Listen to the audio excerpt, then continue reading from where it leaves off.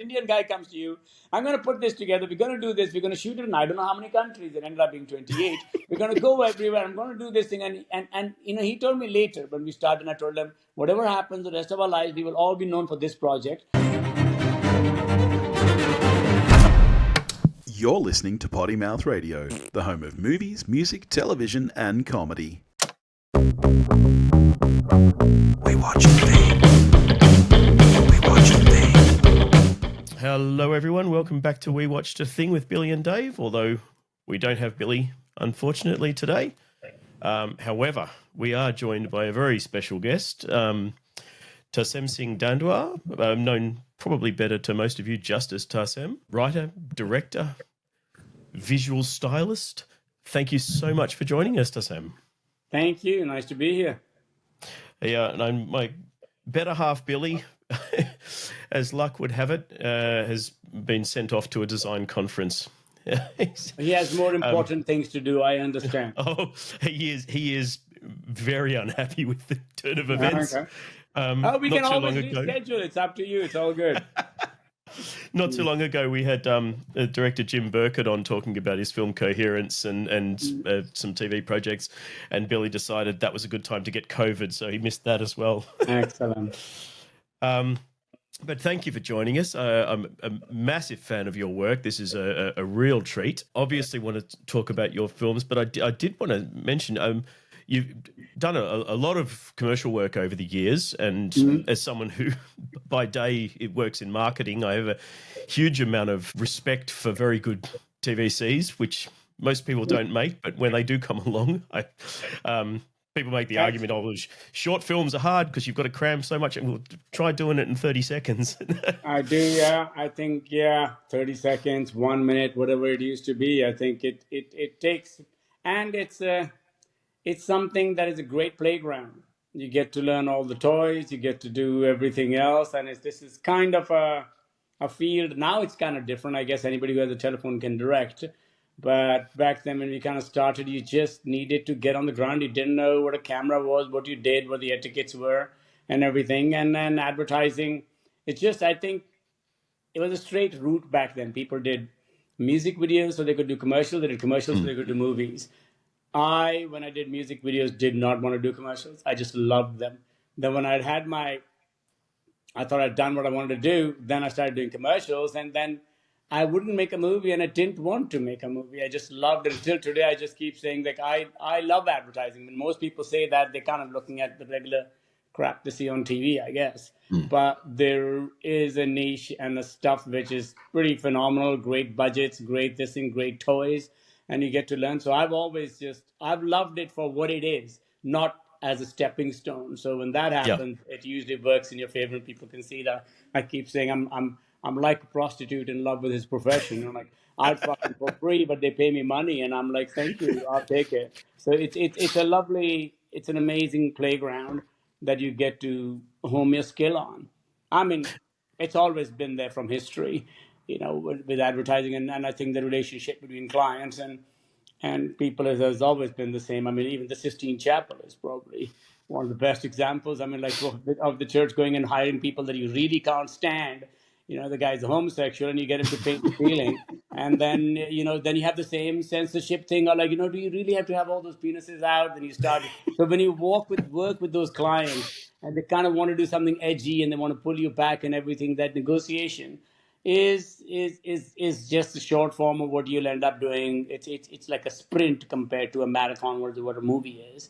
So it is the same medium, but it's a completely different race. And you've got the added challenge, I would imagine, of, yes, you're trying to tell a story in this small amount of time and be visually engaging and all the rest of it, but you've also kind of got an imperative to actually make the thing, quote unquote, work for the client as well. It's all very well to have a 90-second short film that's fantastic, but you have to know what unless you're thinking of one-off thing and then moving on.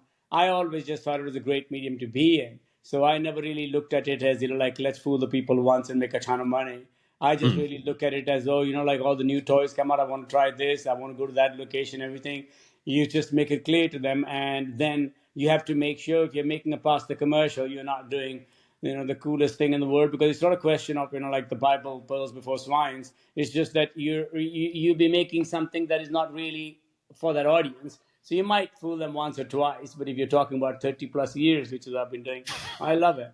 I love it. I like to know what the boundaries are, and then just burn your finger on the boundary. Don't cross it by a lot that they throw the baby out with the bathwater. Yeah, I have to say, I didn't know until recently that you were the mastermind behind it, but my favorite TVC of all time is a Nike one that I believe the campaign was called Good versus Evil. Yeah, with Cantona and all the soccer guys. Yeah, I Oh, loved it. Yeah, it was absolutely. wonderful. I can still remember it. It played in cinemas here. I was at university at the time. I don't remember what film I was seeing, but I still remember the first time I saw that ad. That's a great story to hear back when people sing. I don't know what the Super Bowl result was, but I saw that ad, and you get like, okay, Oh, when successful. Cantona flips his collar and says, Yeah. Au revoir. Au revoir. Oh boy, yeah. Made that up on the Fantastic. day, yes. So, obviously, music videos you mentioned. Certainly, I mean, Losing My Religion, I still remember the first time I saw that music video as well. But you did eventually come to features with The Cell. How did that come I about? did. The Cell, I always wanted to do the fall first. So I remember when I came out of school, I mean, Fincher was our hero. And he kind of like, I think I came out of school and I just came out bolting. It's been my school stuff was amazing. It's been downhill since. That stuff was just absolutely unadulterated, singular vision with absolutely no compromise. And I tried to hold on to that as long as I could. So when I was doing after, actually, I did do one of the music video after that one. It's called Deep Forest, and I understand in Oh, that Australia was, yeah, there is a sweet. channel that used to Oh, start can't their remember what it's called. that was a run up for the fall because it was my niece going around the world on a tricycle.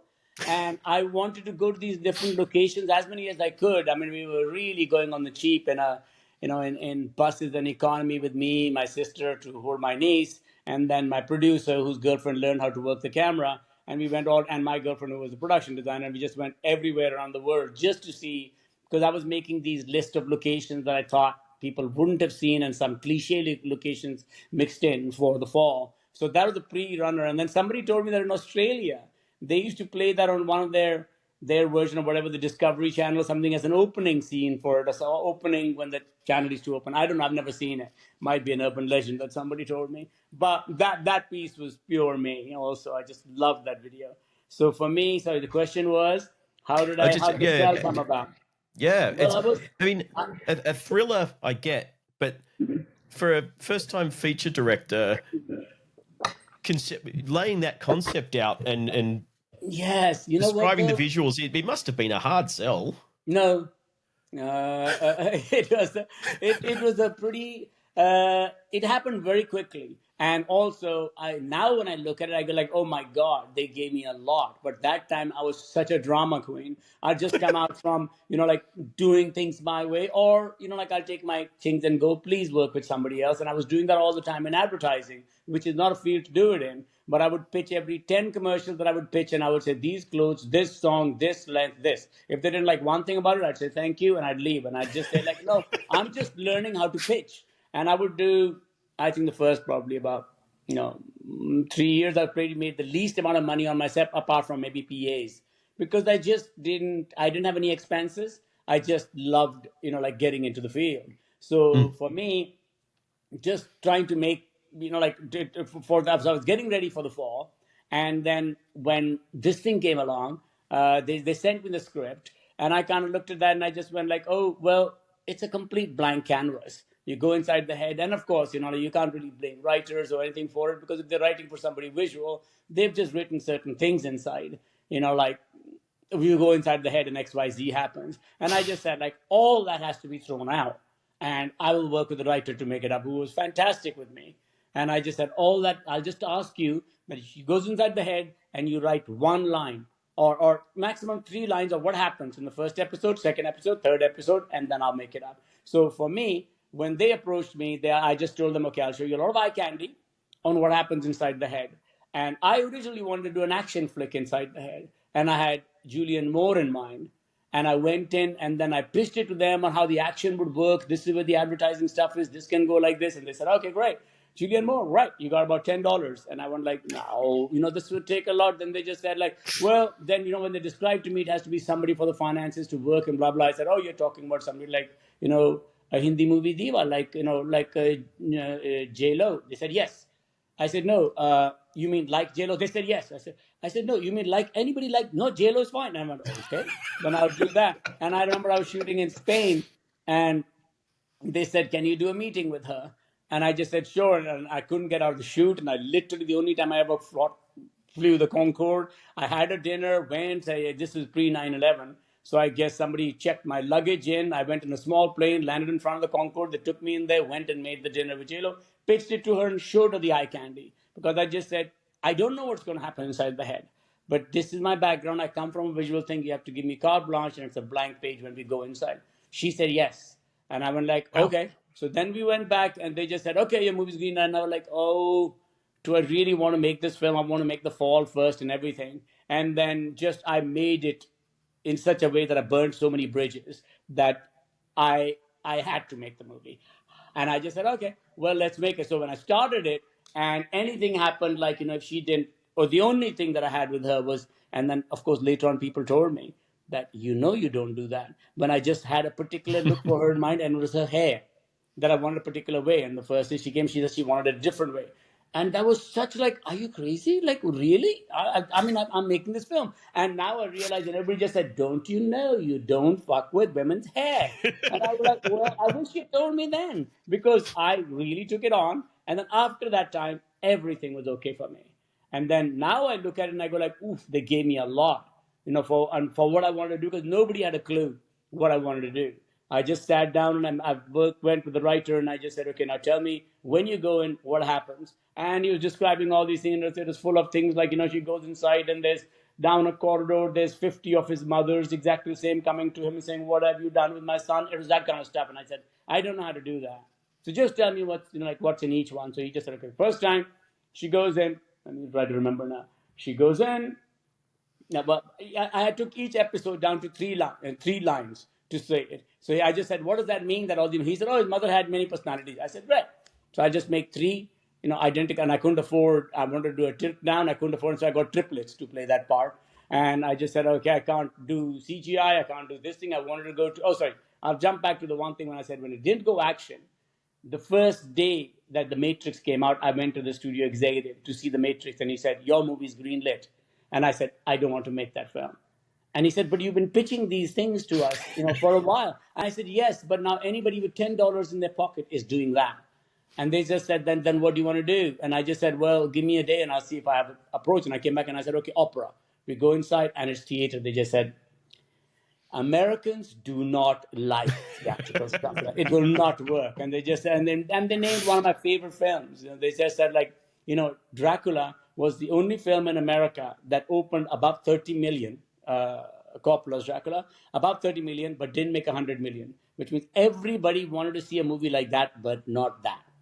And I just said, I get it, but that film is, literary material that you're doing something with. This is literally, a commercial, like serial killer crap.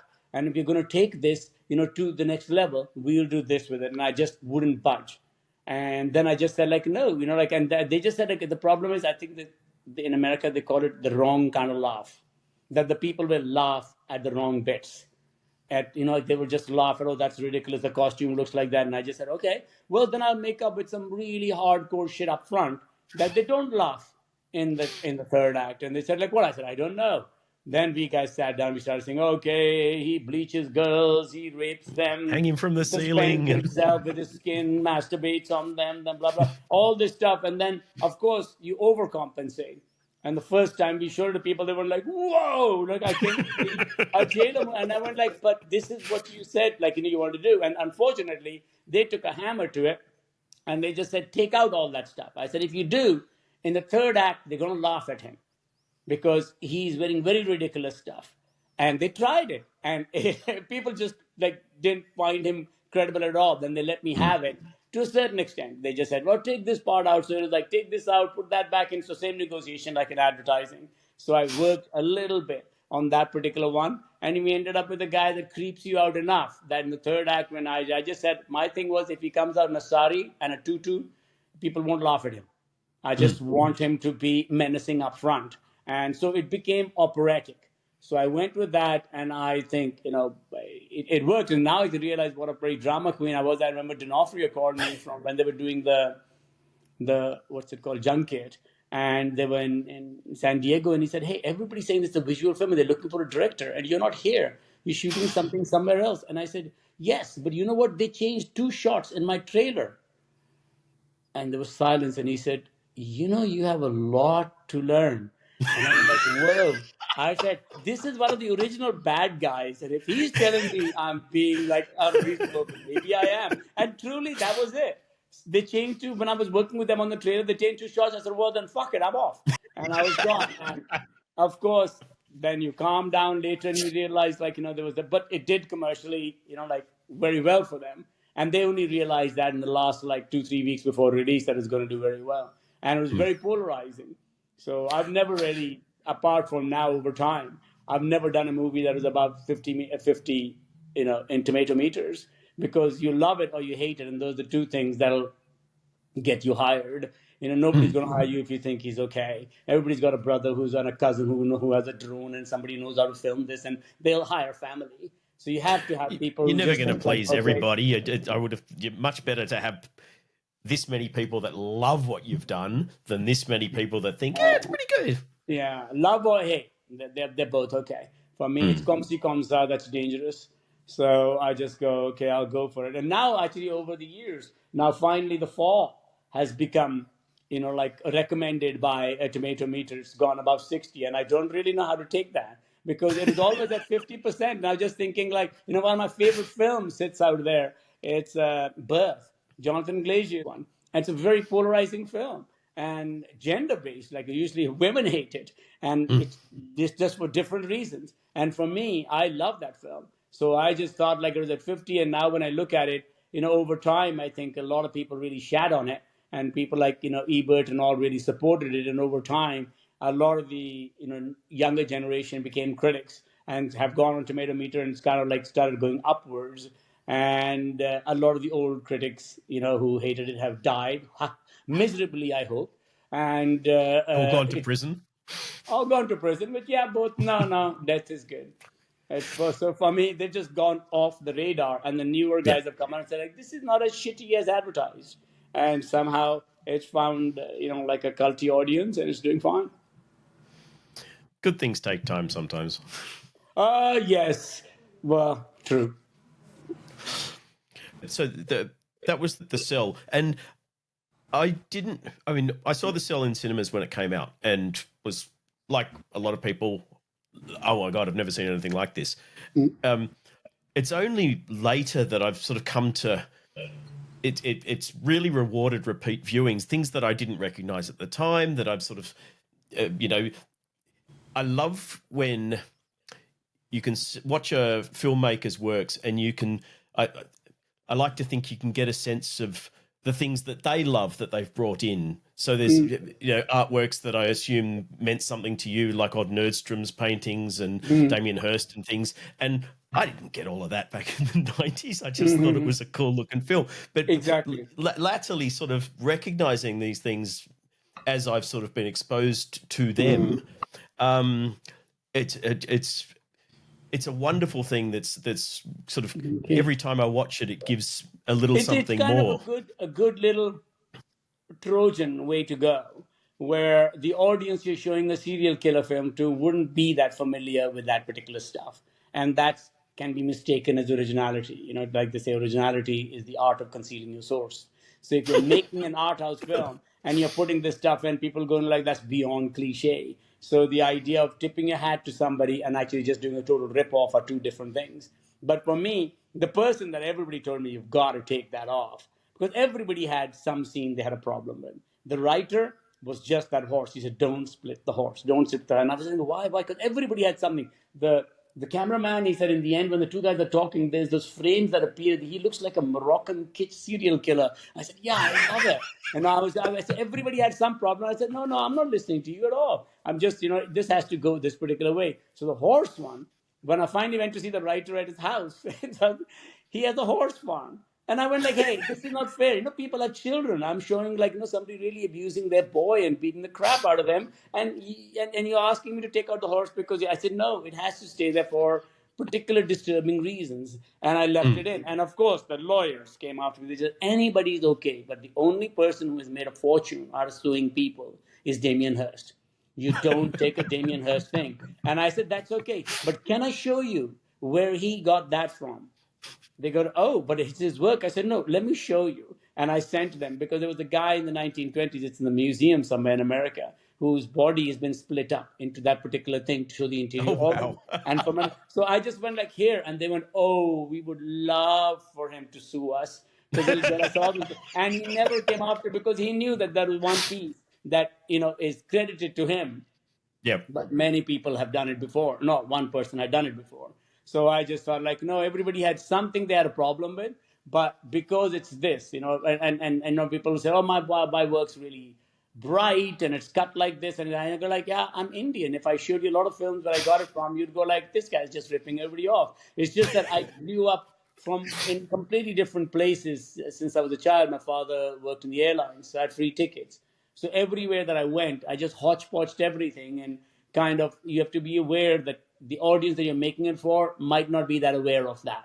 And so in this particular one, when I just said action I wanted to do, but when they said Matrix is out, I said no, now they're just going to think we're doing the poor man's Matrix.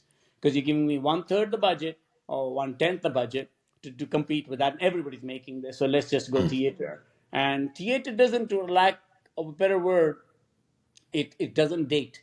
It's predated. It's like Mammoth speak or Kubrick speak. When it comes out, it looks dated.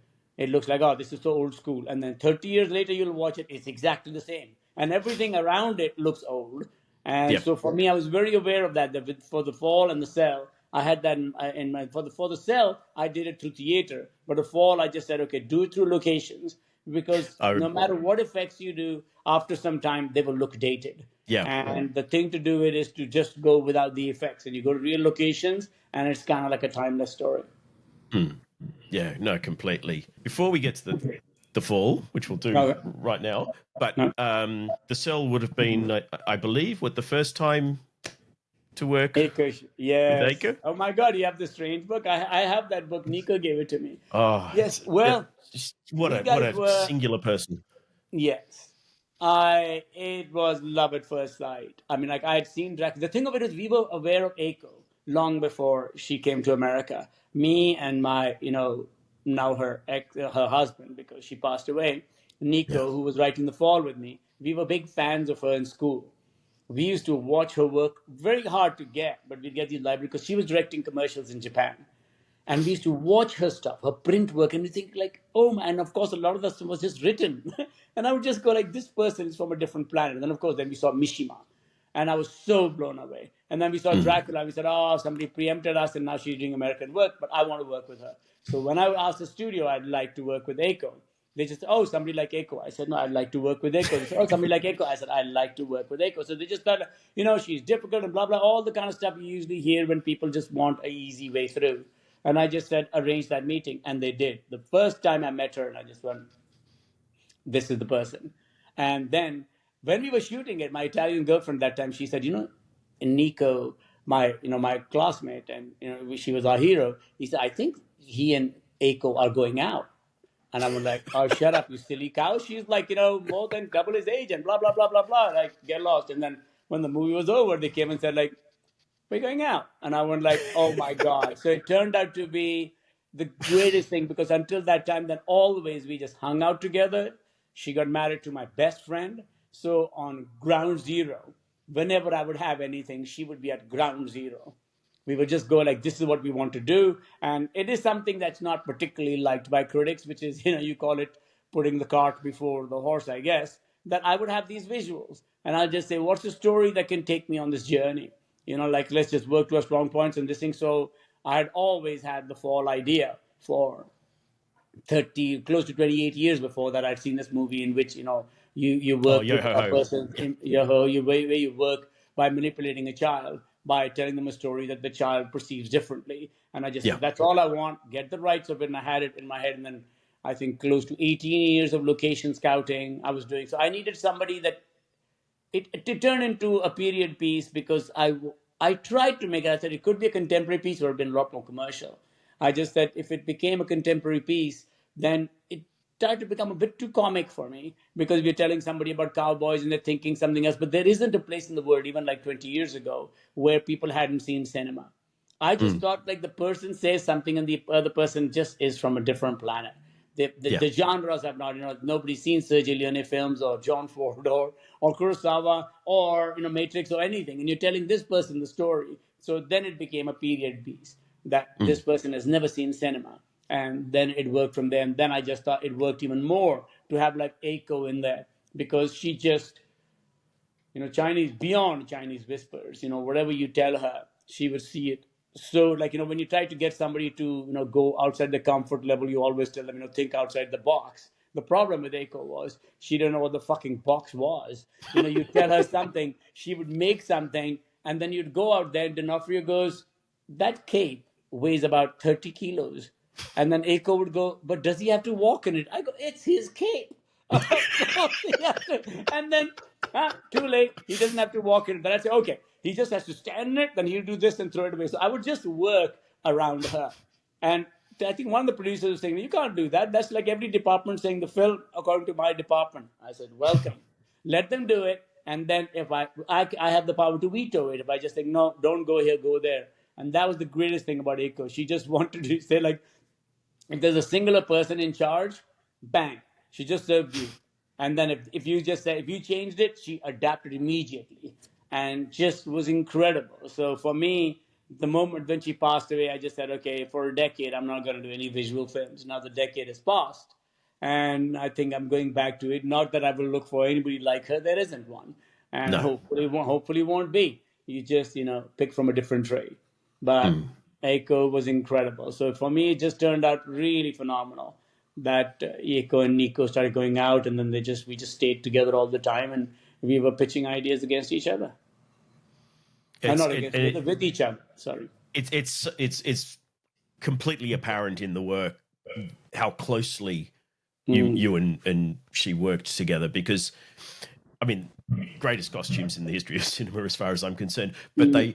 there are so many instances where they're not just clothing, they're part of the landscape of the transition, like the priest transition in which Yes. I can't wrap my head around how you Yes, so did it. very difficult. I'll have to kill you if I explain it. No, but that's funny enough. That one has less to do with wardrobe. But every now and then she would say things that would just make you think differently. I remember she said, like, could we do a thing where the person's clothes are the set?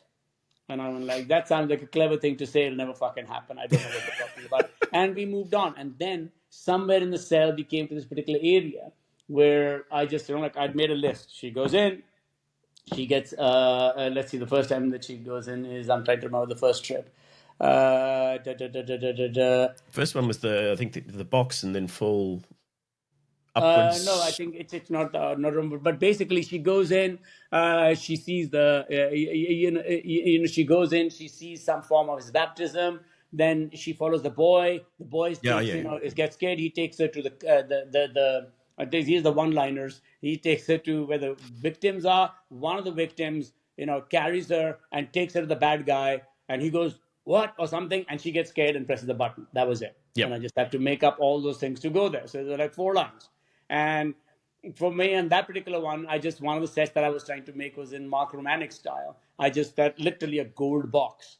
And then it came to me that if he's tied out there, he can't really approach her because if he does, she'll panic and go. So something should hold him back. And I remembered Eko's line that how about a roommate was said, and I said, you know what? We could make the thing holding him back because he likes Curtains piercing, come. his escape, and then you make that go around the set, and then that will come off. So that kind of sparked ideas just because she just thought from a different level. And I've just always welcomed that, especially when you're doing a visual film. If you're going to drink from the same well, it's going to look like everybody else's stuff. So it just turned out to be that I was drinking from different wells. Just nothing unique. But like they say, your characters, your genes, your genotype plus phenotype, your genes plus your environment. There's nothing special about my genes. There's a 1.4 billion of me in India. But I traveled a lot as a kid in Iran, around the world, and everything. And I think that's kind of what made my field of watching, visual field, a lot more diverse than most people at that age. I've heard you mention Parajanov in interviews. It sort of coming back a little bit to getting an idea of a filmmaker, the things that a filmmaker loves through their work. Yours are a lot more interesting than most, I think, and in some cases more obscure. So people don't. Parajanov, who certainly when I saw The Fall the first time, I would never have heard of. But subsequently having sort of come across color pomegranates. There's a lot of Iranian filmmakers also that do that style was around, but not as concrete in stories as Parajnav's was. And I discovered Parajnav quite late. I was in college, and my girlfriend at that time, her style was exactly like Parajnav, and she never recovered from this. She had never seen a Parajnav film. She just always thought that was the tableau of approaching in 90 degrees. And then the first time in third year in college, we went and saw a Prajna film, and it destroyed her. She just literally thought that I thought I had a really unique take on something, and this guy's been doing it from 20 years before me. And for me, I just felt like, okay, well, let's just, we might be the dwarves on the giant shoulders. So let's just, climb on, take that approach and use it in some subjects. In this particular one, I'm trying to define a genre, tell a story to a genre, to a person who has never seen a movie. So that's the best field to have. One person comes the Occident and one from the Orient. You can make that work. So for me, that's what I looked at. I just took it and moved on. But she never recovered. And I should show you our school stuff. It was pretty pre-Prajnav, and it looks exactly like Prajnav. We had never seen anything like that. And when I saw that, incredible. It kind of was heartbreaking that, we thought we were kind of, reinventing the wheel here. And oh no, the wheel's been around for a while. And then so we just moved on from that. So Prajna was somebody I found much later and still adore and love. And I'm Because I was a very assuming big Tarkovsky fan back then, more than Prajnav. And then when I kind of discovered Prajnav, it was a lot more endearing to me, a lot more playful. it's something about the visual language that, and Jodorowsky's another one that I'm very, very fond of, where a lot Him of also I people don't discovered kind of much respond. later, but and everybody would always things like just Holy say, like, Mountain, I just think are amazing. yeah, the thing is, I have a friend, Steve Berkman, who does all the prints for me, including the fall ones and the one back there. He was obsessed with Jodorowsky. And I wasn't ever the biggest Jodorowsky fan. And I see Jodorowsky fans take me on quite badly. They go like, oh my God, he's doing like, Jodorowsky for children. And I go, yeah. And I go like, yes. And where's the problem? You can't do Jodorowsky for adults. Jodorowsky does that. So you just have to take that and move on and, mix more things with it. So for me, I think there's about one or two things that I really I remember birds coming out of a guy's mouth, which he had done coming out from somebody's stomach. But apart from that, I see the Parajna reference a lot more. Oh, I think it's that's a lot. And the Hodorowski thing that I like is that his stuff looks so heart on sleeve childish, and I love that. It's just when I look at it, I just go like it's literally got such a something that Spike Jonze has a lot of, such a naive art approach that I really love. It's just so now this is how it should be. I don't need millions of dollars. I don't have to make it look like that. It can be dirty, and here it is. And I was actually going for a clean image, so I just polished the turd. And I'm assuming that you have an affection for stop motion, because I do. I originally wanted to do Way Brothers style sort of coming through in things. True. I wanted to do originally documentaries in school, and then we had tells you how much of a difference a teacher makes. We had one of the worst documentary teachers ever. And it just so put me off documentaries, and good for me that I suddenly started looking at other things and started doing visual things and ended up doing music videos.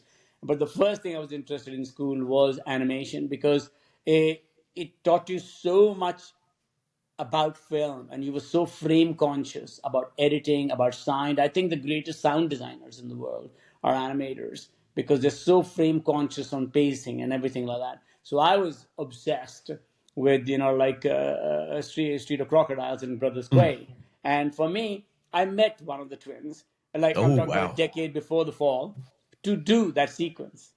I just said, like, this is what will happen. I don't have the money. And I was going around all the time when I was doing advertising and all that, telling people, like, kind of like the Godfather, that I can pay you for a job right now, and then one day I'll come and ask for a favor. That day may never come, and blah, blah, blah. So I was doing that everywhere and seeding it. And with him, one of the quiz I talked about, that there's a girl who falls, and that particular sequence, this pre-animation, so you can do whatever style you want. It's the only thing that I wanted to have nothing to do with. I was going to give it to the animator, and I just said, this is in her head, and this is the story she's heard so far. So you can make it that way. He said, great. And then 12 years went by, and of course I was still putting everything together. And in between, they did, even though it's in a completely different style, they did the animation for the movie Frida, in which Oh. she falls. And it's very dead, the Mexican dead, not The dead, Day of the Dead.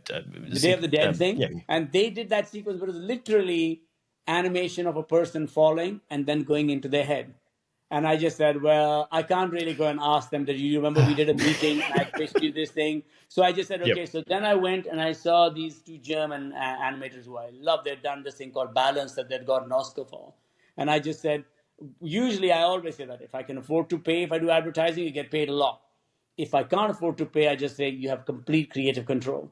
So I told him, in this particular one, there's not much money. I can show you the rough cut until now on what the girl has seen, and I'll tell you the story. Can you make this? And they said yes, and they made everything with it. So, and they're also twins. So I don't know what the fuck it is about twins and doing stop motion.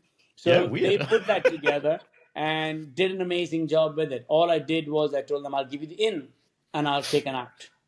And in between is she's fallen, probably being operated on, and she's hearing these conversations, and she thinks they're trying to get secrets from her.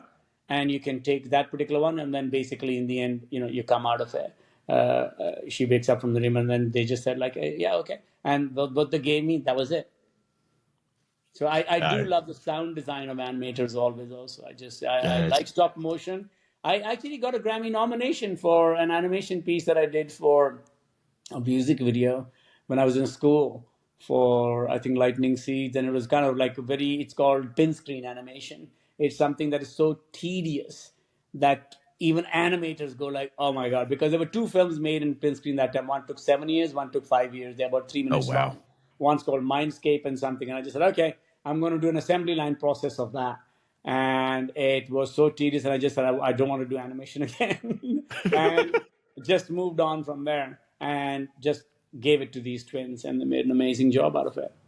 I've got so much respect for people who do stop motion. I've seen documentaries about Nick Park, and there was a film.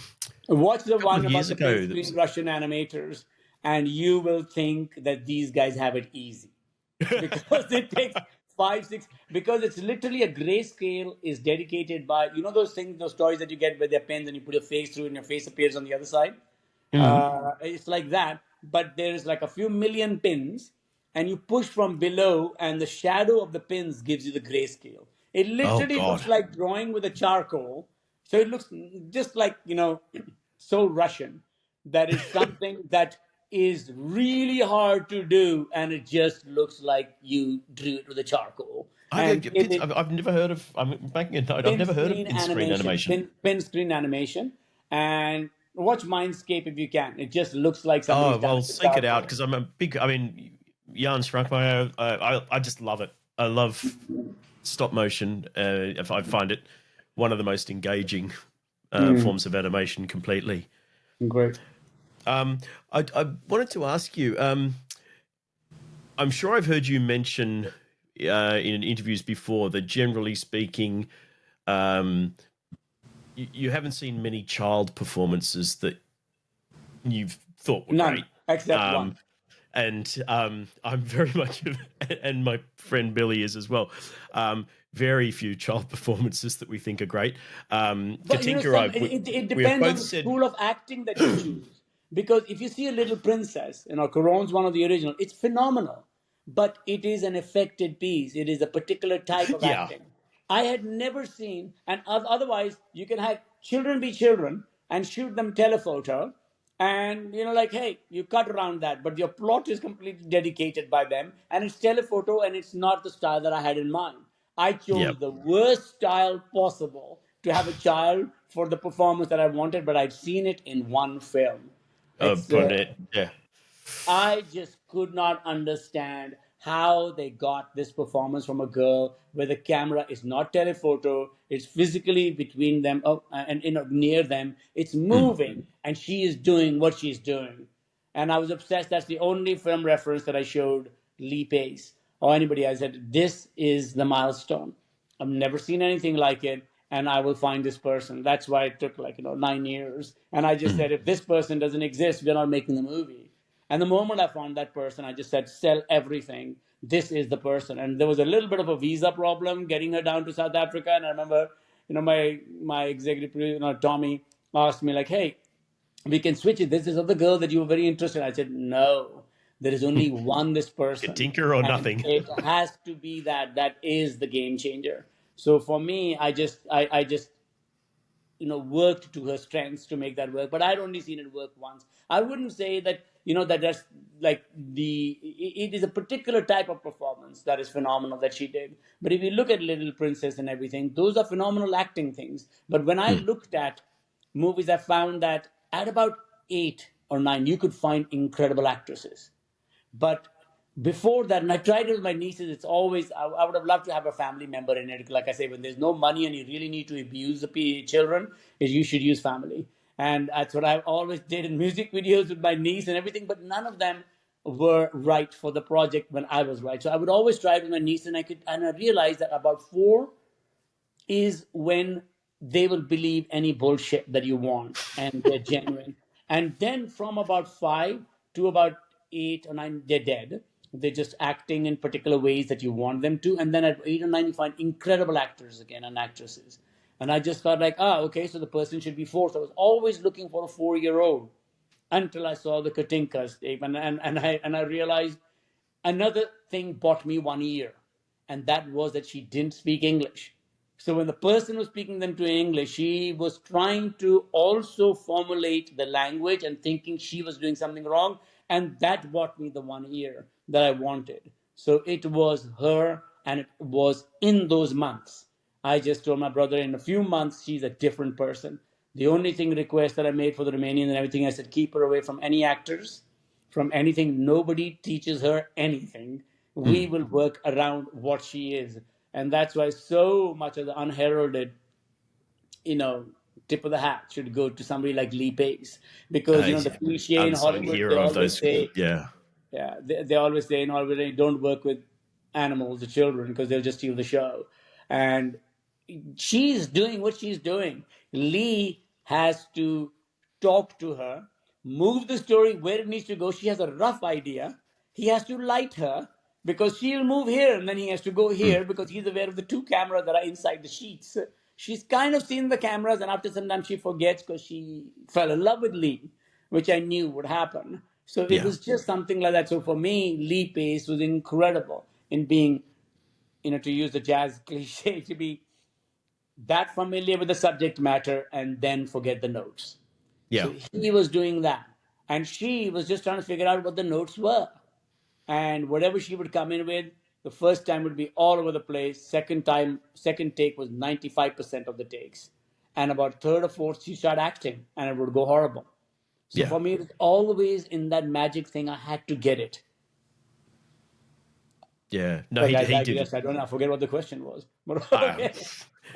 I'm just enjoying chatting. I right. think he did an amazing, because he's delivering an amazing performance of his own, while still sort of in the back of his mind keeping the ship at least vaguely on track. Yes, and it's it is so difficult for you to understand. An Indian guy comes to you. I'm going to put this together. We're going to do this. We're going to shoot it in I don't know how many countries. It ended up being 28.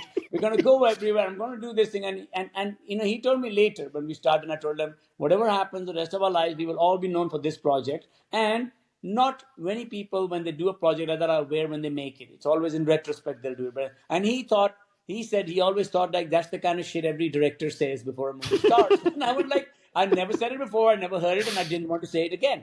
I was so aware of that. So that when we did it, I just told him like this is going to be a one-off. But at the same time, you have to remember how difficult it must have been for them that I've gone with two, and there's a completely two different crews when we were released, apart from the DP and the production designer, in a place like South Africa. They think I'm making this really art house, intimate room of two people in a room. And then suddenly the rest of the people were like, this is the kitschest gay shit you're fucking making. No, what the hell what is happened going to on? the English Patient that we were doing before? So everybody's kind of like looking at that, and I just said like it's clear as mud in my head. I know how it's going to go together, and that was something that you have to think like, how trusting does an actor have to be?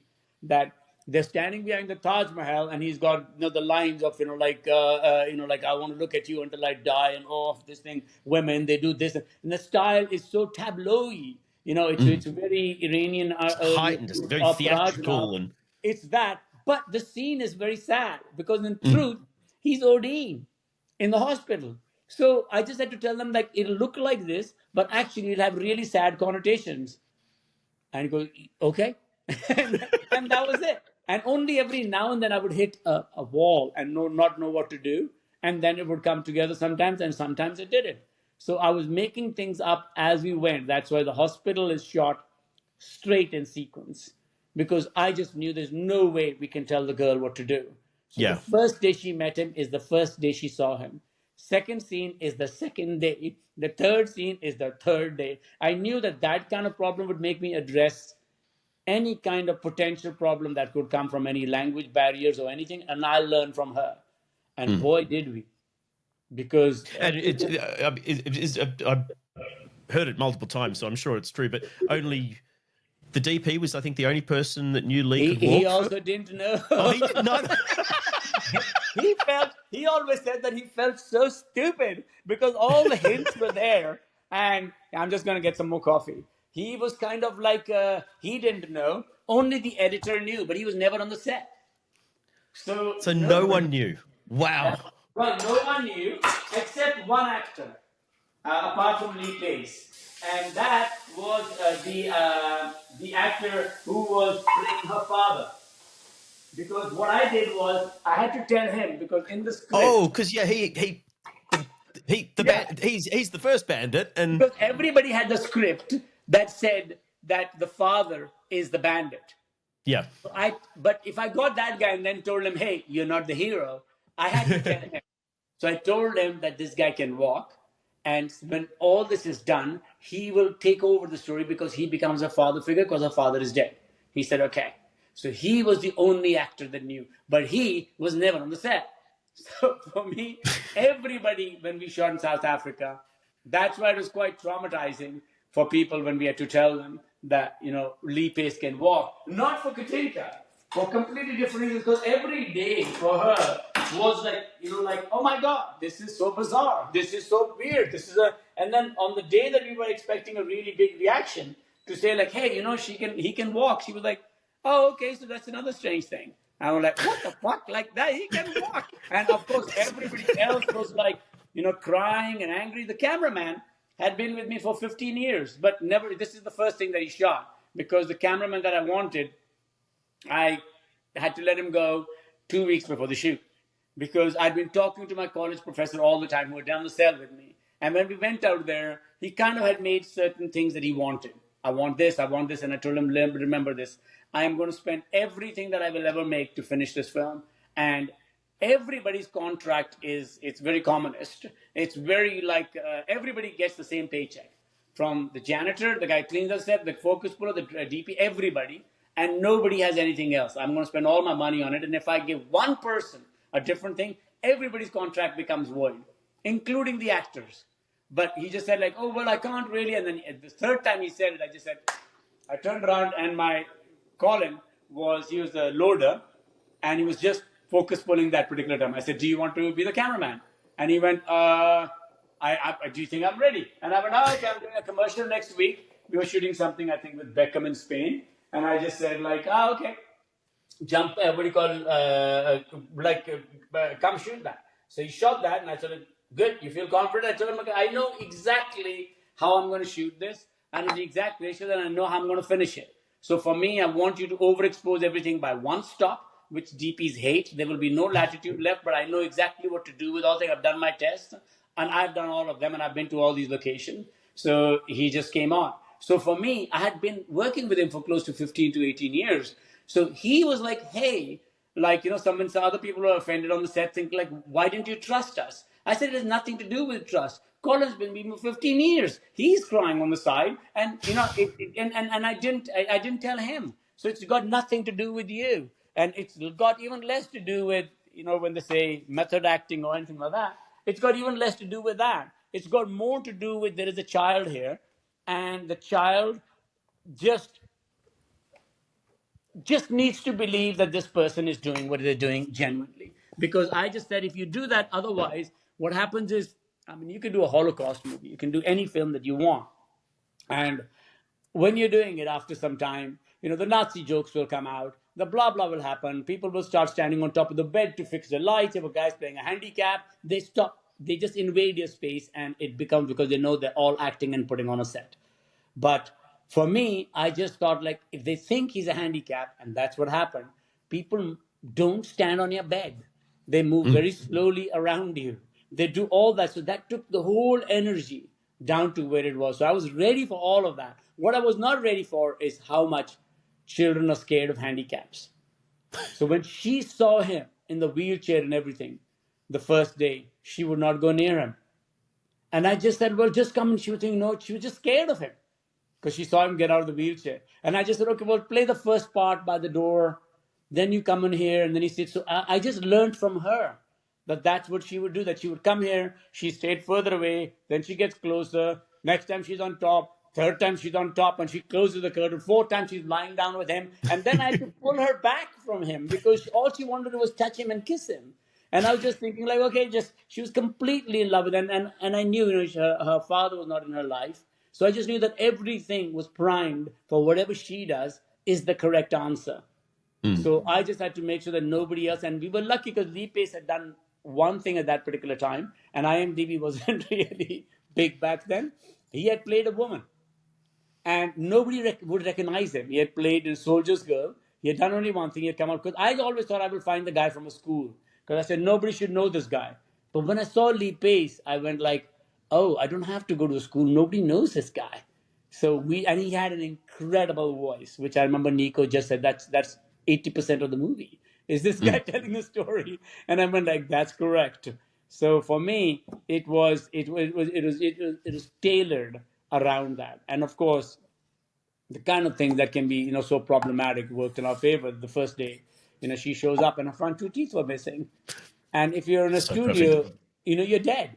You just, because it should be CGI, sometimes she'll have teeth, sometimes, and I just went, no, no, no, no. We'll just make it like, the strength is in the teeth. And then we wrote the mystics part that, he's got his strength in his teeth. So at the most critical time when this guy's supposed to be really brave, his fucking teeth come out, and he plays like this guy who's, coming out from chemo. His hair fall off and everything goes out. So we just, whatever she would do, we just worked towards the strength. And as she went forward, her teeth came out slowly, slowly, and that worked. And the other thing that I was not ready for is that she didn't speak English very well, very little.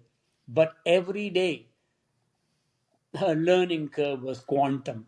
So that after about 10 days, she was speaking English, but with an Indian accent. So then I just said, what I'll do is the father, the guy who's playing the fantasy guy, I told him that I will tell you many scenes. I will talk to you. You tell her. Because she would hear me and she would ape that accent every now and then and start rolling her R's and things like that. So that was just beautiful. something that I controlled a little bit. But we shot all the hospital sequence, everything. And on the last day, we told them that, he could walk. And some people were angry. Some people were this thing. The person who had a right to be angry was the local focus puller, who unfortunately was not the best because we couldn't get our A group because the cameraman that I was going to originally get, he had a very aggressive approach to things, and I just said like two things will go bad. One, the child should know that there's only one madman on the set. If he thinks somebody else, and I never shout and never do anything like that. And that cameraman used to. And I just said, something like that happens, something will break in the child, it'll never come back. So I moved on, went with Colin. And then a lot of the people were afraid of the original cameraman and didn't basically, like wouldn't sign up for the film. So we ended up with a third tier in South Africa. And I got this focus puller, lovely guy, and there's some really hardcore shots that should have never been soft. I mean, the girl, it kills me till today. The next rendition, I might clean her eyes up. She's lying down, she's not moving, the camera's here, and her eyes are soft. So that kind of stuff just kills me, but nobody notices. They're just watching the girl. But so for me, they're going with this. Yeah, so the focus puller, on the day when we started the movie, I said, the wrap party needs to be before we start shooting because I don't know when my money will run out. I don't know where we will be in the world. So we did the wrap party before the shoot.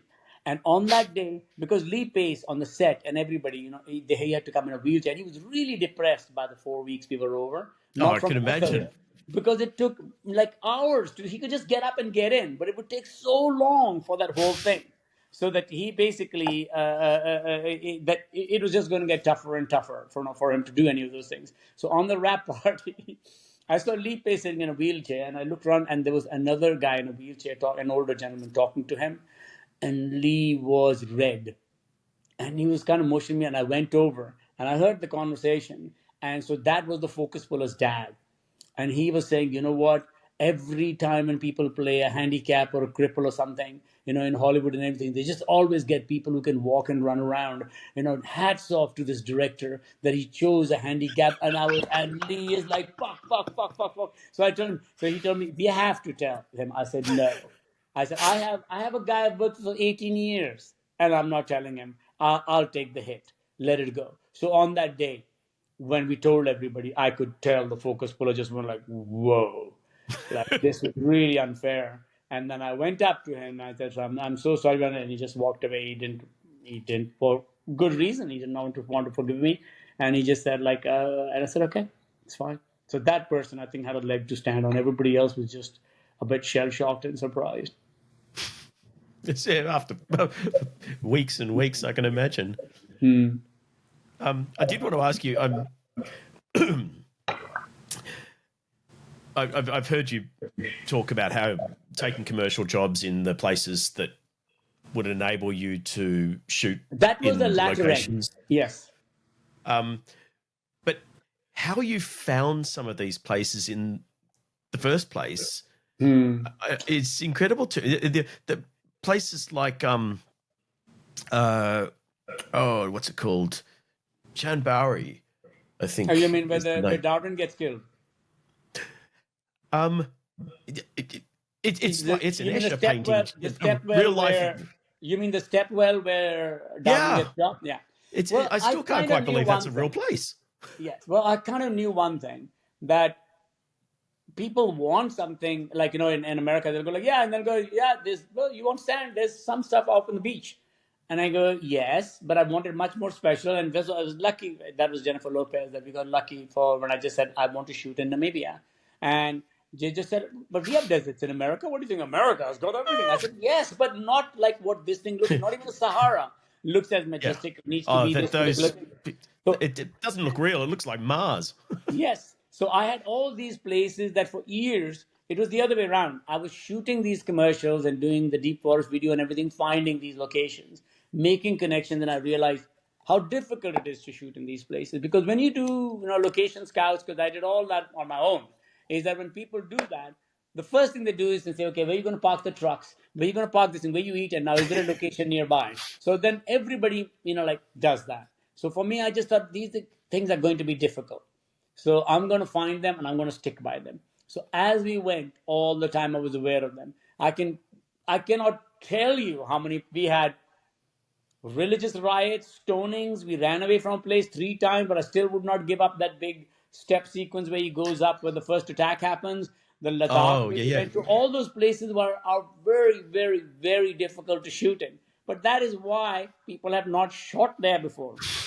This one is a rare one. Chandimori is actually it's here.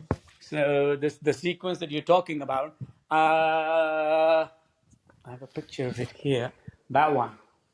Yeah. Yeah. So basically, This is the one that a friend of mine, when they watched, I would not believe that yeah. this was the one thing where, because I said there's no CG in any of these, Yes. that was Here's the the thing. one that they said, no, bullshit. I don't believe That you. There's no that way has there's been that many people. that has been around for about 300-400 years. Nobody ever filmed in it because, like, we were in some place and there was water, and I saw these steps going down, and I just said, like, "What's that?" They go like, "Oh, these are steps." And I said, like, "How down do the steps go?" They said, "Oh, long way." And I said, "How down?" He said, "Keep going, keep going." I said, "Well, but it's full of water always." And I just said, "What are they for?" They said, "Well, it was a way to tax people." So what it was you knew where the water level was. Once the water went higher and those steps are lower, you knew how much rain you had had. And that's how your grain was taxed. So it was something aesthetic. At the same time, you had to walk down the steps to get the water. So I just said, like, "Oh, so but how down does it go?" They said, "Well, if there's a drought, it goes like way down." I said, "Find out where there's a drought." And the guy came to me and he goes, "Oh, this place outside Rajasthan, in Rajasthan near Jaipur, we are going there, but there's this thing." And he showed me a picture. And I went like, "So everybody shoots there?" He said, "Nobody ever shoots there because it looks like shit." And I said, "Says who?" And then I realized that nobody in Bollywood or Hollywood had ever shot there. So I just said, "Okay, get that location. I will shoot there." So we shot that sequence. And of course, it took me, because once the critics saw the film and nobody wanted to buy it, and even for free, nobody wanted to take it, that I ended up in 4 years in that particular time. People in Bollywood were saying, like, "So where did the same shoot? Because he shoots kind of like cool shit. So where did he shoot?" So this, they went to the Blue City and they would go exactly to the house I went to. And they said, "That angle, yeah, we don't need to recce anything else." So that particular sequence with those steps, they just went, "He shot here, but oh, okay, so it must be cool." So before my movie came out, three Hindi movies had dance sequences on those steps, whereas that's been there for 400 years, and nobody ever thought of shooting there because it wasn't cool. So when I filmed that, actually, if I understand correctly, when they were doing one of the Batman films, the one with Tom Hardy in it, Yeah. Nolan They wanted that. didn't use it, but they made a. They had to make it because they went out there and then they realized, actually you can only shoot the angles that I shot. There isn't another way to film it. So they built that as a set in Manchester, and it's just a small little thing outside the steps. But my thing was, I can't afford any of these. And you have to remember that I was shot all those times that we were shooting for the 4 years. I had no dailies. I would just shoot, and people would go, "You know how risky that is? That if something goes wrong," I'd go like, "It doesn't matter. I can't afford to go back." So if it doesn't work, it's done. It has to work. So we never had this thing. I had no dailies. I just shot it and I edited it in my head. Like, this will go from this. They go down to a green thing. We'll go there. So, and I was making this stuff up. So when we were in Ladakh, somebody said Moonscape. And I said, "What's that? That sounds interesting." They said, "Well, there's this terrain like this." And I said, "Oh, let's drive this." "How many hours?" 7 hours. Nothing there. You'll have to take your tents. I said, "Okay." I drive out there and I find this thing. And below, I see that there's a smaller stream with a small little green field in it. And I go, "Oh, that's I great." was going So to this ask if guy that was runs all the there. same location. Yeah, I just say he just runs down there, and I just said, "What will you do after that?" I said, "Well, then we'll somewhere in the world we'll find a green location." So that was 3 years later. So for me, I just shot that, and he goes, "Where you going?" "It's green down there," and he just goes down there, and the next location, we'll come back, we'll find another place. So all those were found just to go to take the story where it needed to go. So in that instance, you found the location, and then presumably the mystic's line about "come with, follow me to greener pastures" was added because you That's found the the greener pasture. No, I made that line up because we used to have this. You know what the strangest thing is?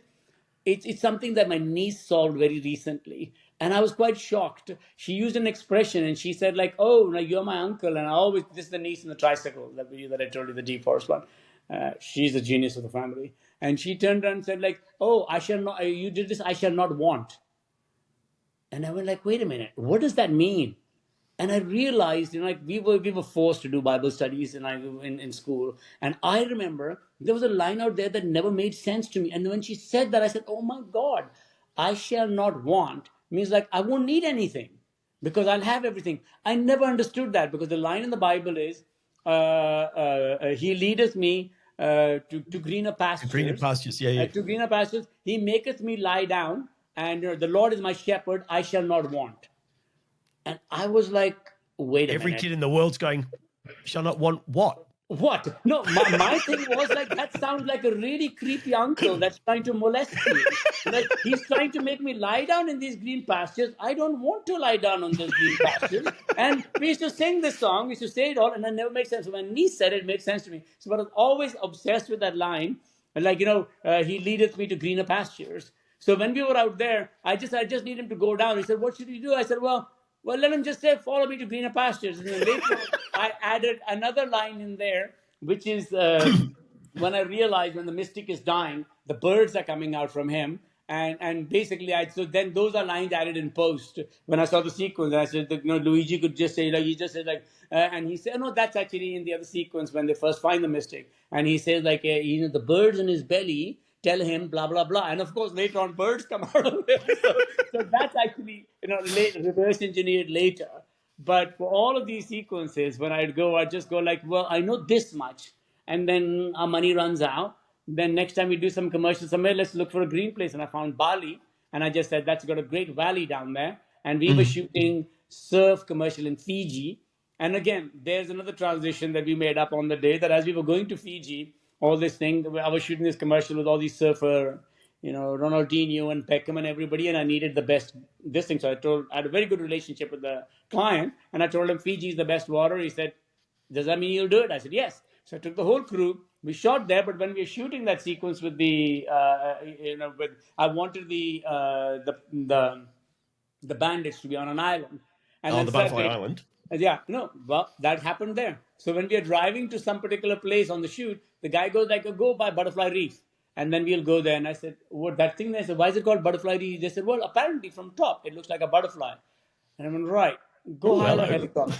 I said, "Hire a helicopter." So we hired the helicopter, and then I just said, so Darwin is obsessed with butterflies. I'll do a transition to the butterfly, and they're abandoned in this particular one. So that happened because somebody said, swing by Butterfly Reef.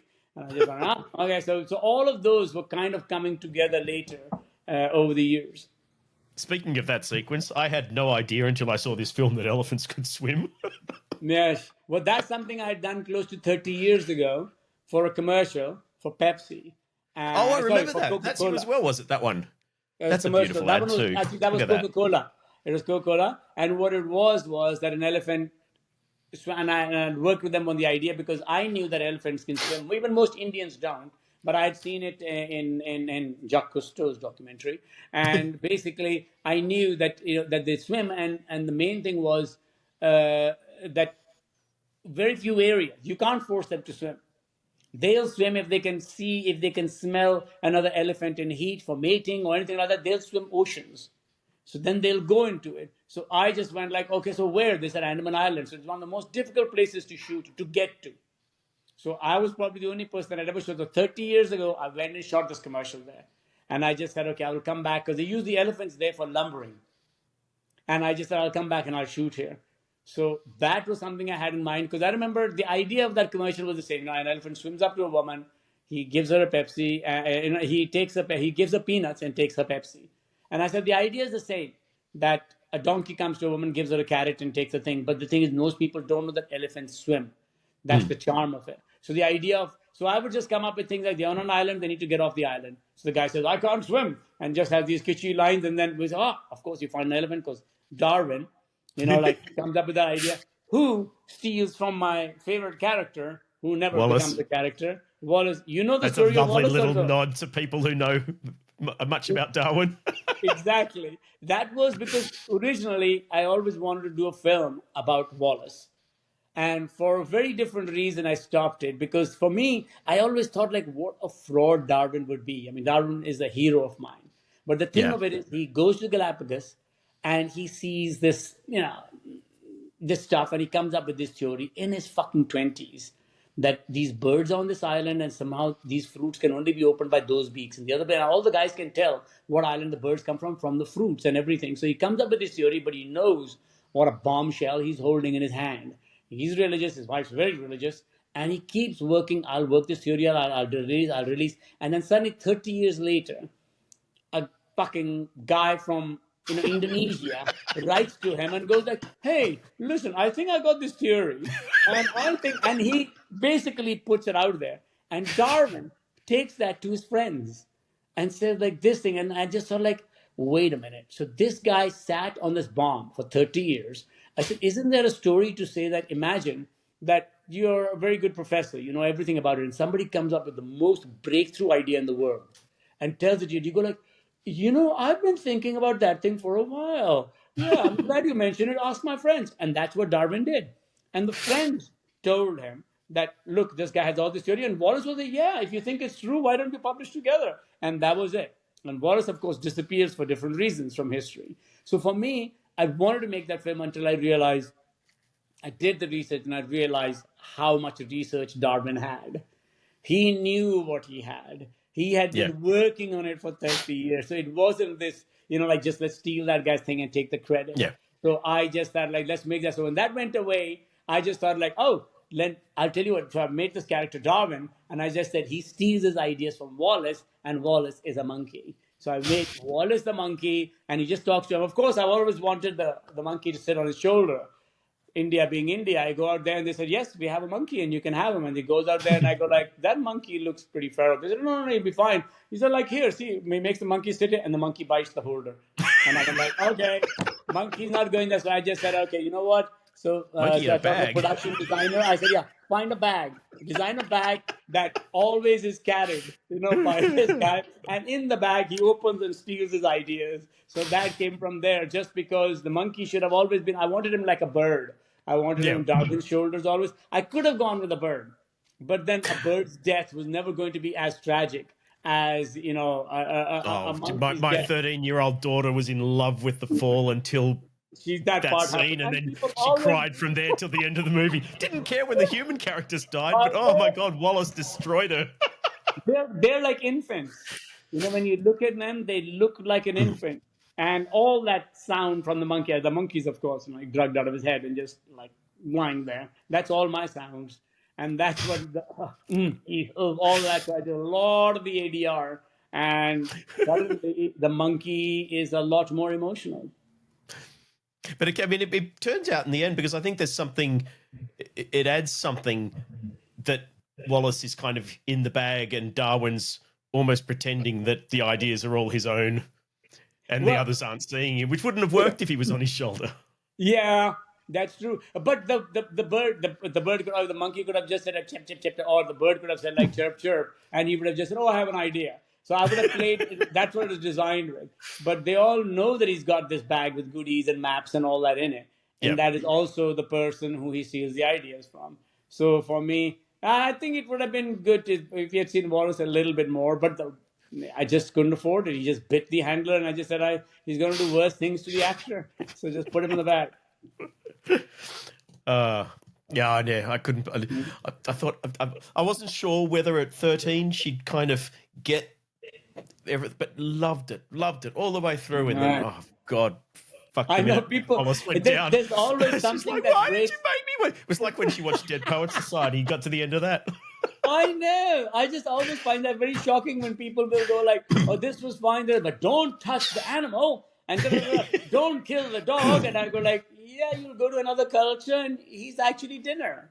Like you might not like it, and it's all okay for me. I don't judge.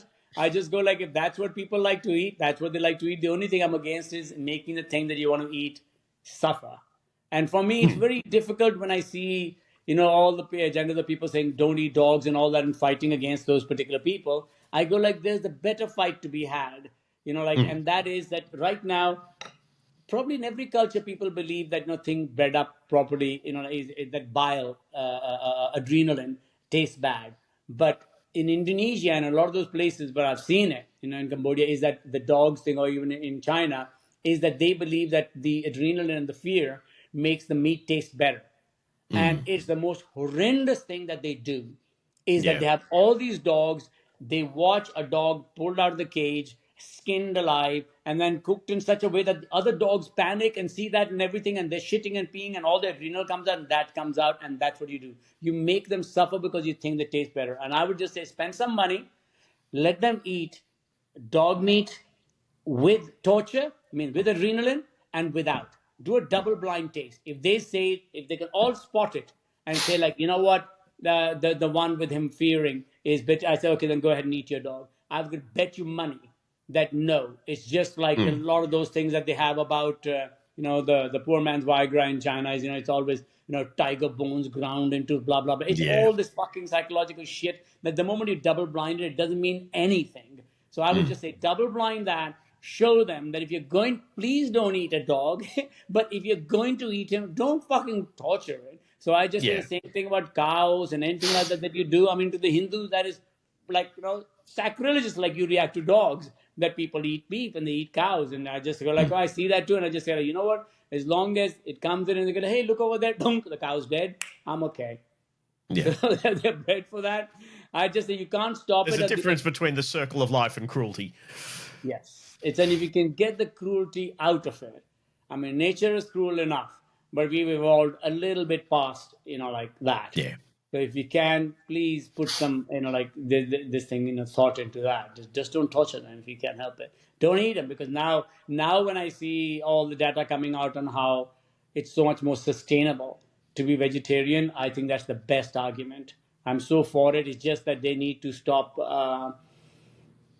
subsidizing the wrong thing. The reason fast food is so much cheaper is because it's subsidized for the wrong reasons. You can, like in a democracy, you can never take funds back. And right in the fucking 40s and everything is when all the sugar and the sugarcane and everything in America was subsidized for the farmers. Yeah. And now the moment you have their lobbies too strong to be, they not subsidize that thing, so they put it into everything. So all that meat, when you compare it to the vegan and the vegetarian food, is that subsidized is the reason it's cheap. Take it out. You Yeah. can't. You'll never get voted into power. So it just has to be something to say like, hey, if it was apples and apples, you'd be able to say that, yes, everybody should eat vegetarian, and they would. But when finances come into it and, you're a single mom or a single dad and you're trying to afford, good food for a child and everything, and money is a big issue. It's culture as well too. I mean, cultures that have a long history of vegetarian, like in India, South the vegetarian food is fucking awesome. South India. Yeah. If you go to North India, where I come from, the Punjabis, like we guys, they eat like anything that used to move. So for me, yeah, when you go south, yes, that is they and they're vegan down there before it was cool to be vegan.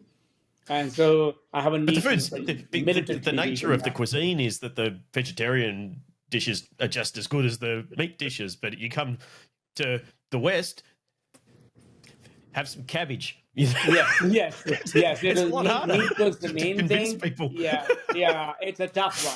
But then right now, when you go to the West, there isn't a place where the kitchen isn't international. So it's okay. No, that's true. So if you're looking for it, you'll find it. And all these apps and everything. I just thought I do a lot of road trips across America.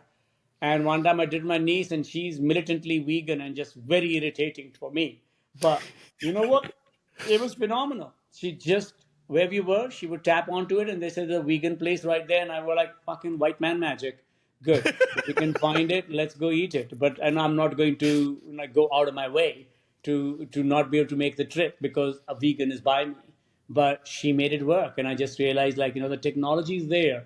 It just will take a little bit of time that, to undo to a certain extent the damage that has been done by the food triangle that was sold to America on, you have 5 pasta dishes a day and all that, until you realize this was, a study paid for or corrupted by the people who were selling you pasta.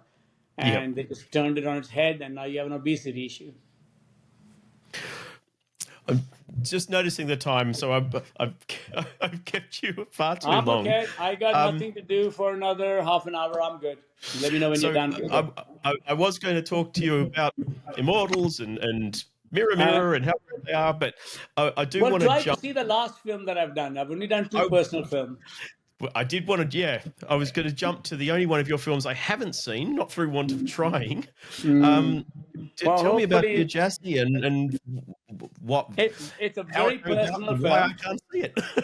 Well, I hope that changes in the next few months. I'll go and have a chat with Mubi if I can, is because that one I don't control so much, but it's the only second, like director's cut that I've had.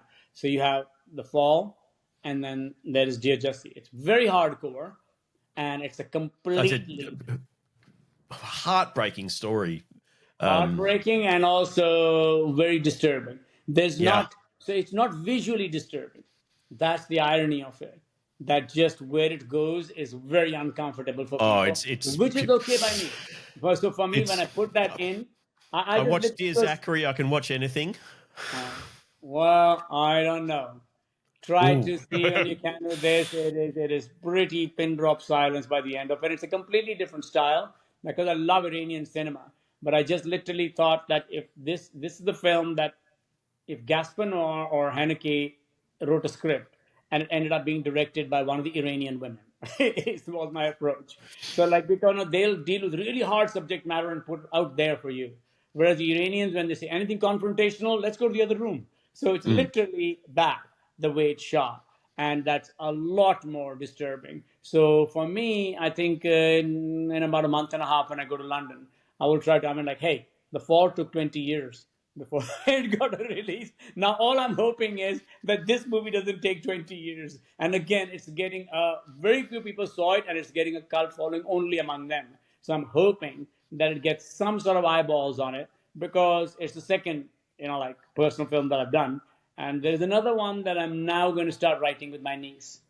And those are completely unadulterated, and they'll be, of course, lower budgets. The Fall was unlimited because I had a lot of money, and I just said like, hey, I don't know what to do with it. It's going to go into it's going to go into my child, and that was it. So The Fall got it, almost bankrupted me, and I was like way okay with it. And I said if I had another idea like that, I'd sell everything and do it again. I just don't have an idea like that. The other ideas, they don't warrant that kind of globe trotting. So they're simpler, but some of them are hardcore ideas. So let's see how that gets put together. Yeah. Well, I mean, I I keep my eye on the internet. I'm I super think keen good, to good. catch I it, but think please do. I think you know what the reason the Fall thing happened was because Dear Justice. I went to Toronto with it, where we won, their award, and it's the only time I think any film of that hasn't had a release that won their, award. And we went out there, and their big award for that thing.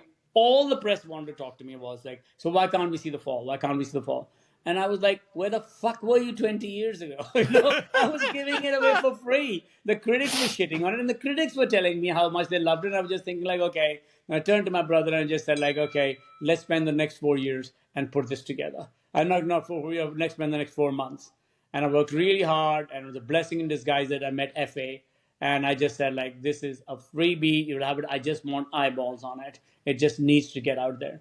And I think it worked out because of that, because I was there with Dear Jassi. So I hope it doesn't take another festival when few people will say, like, how come I can't see Dear Jassi? And then somebody, but the thing is with The Fall, I controlled everything.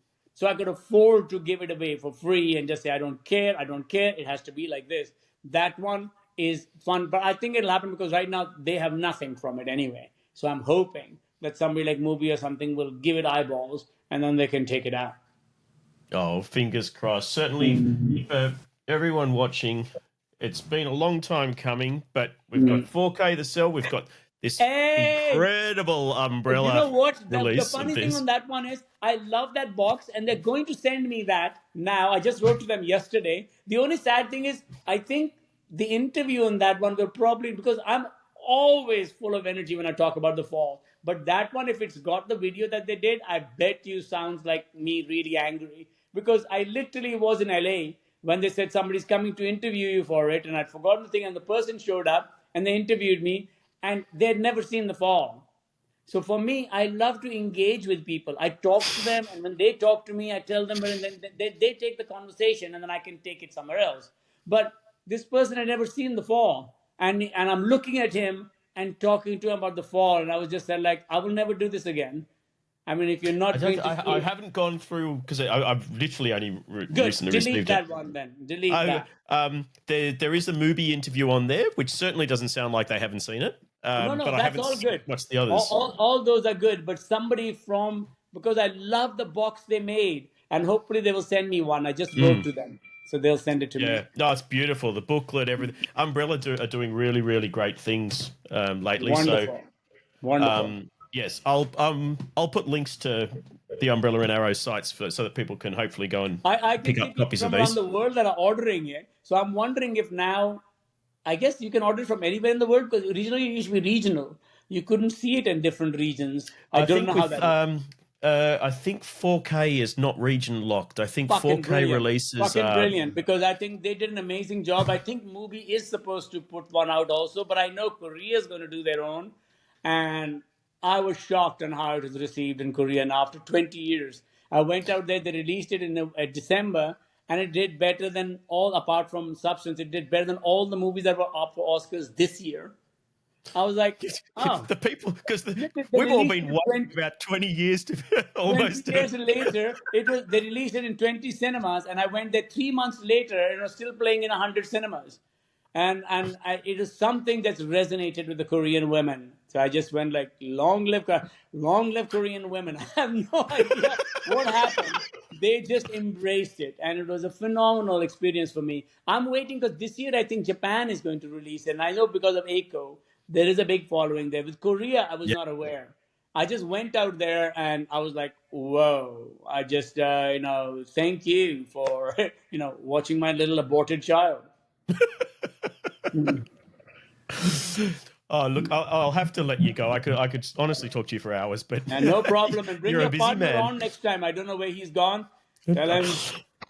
Yeah, Yeah. when he gets, he is very, very jealous. But hopefully, we might chat to you again about Dear Jassi if we can actually get Wonderful. to review it. Well, I'm hoping in the next 2 months, keep my email, Yeah. contact me in about 2 months. And I will see if those guys will release it. Do see it. It is as singular as the fall, but from a completely different planet. So do take a look. I just hope it doesn't take 20 years for that to come out. I mean, two personal things I've done, and it's just beyond culty.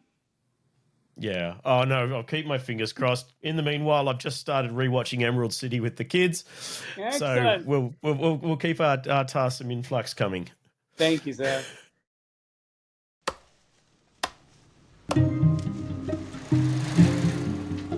How'd you hurt your arm? I fell. Me too. My name is Roy. You tell me the story now. What story? The epic. Close your eyes. There were 5 of them. They had one common enemy. Governor Odious. What a mystery, this world. One day you love them, and the next day you want to kill them 1,000 times over. Always stop at the same part when it's very beautiful. I need the pills to finish the story.